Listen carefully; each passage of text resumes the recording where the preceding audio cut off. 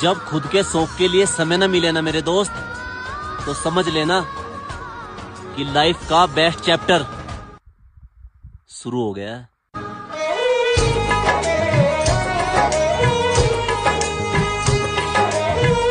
जब खुद के शौक के लिए समय न मिले ना मेरे दोस्त, तो समझ लेना कि लाइफ का बेस्ट चैप्टर शुरू हो गया है।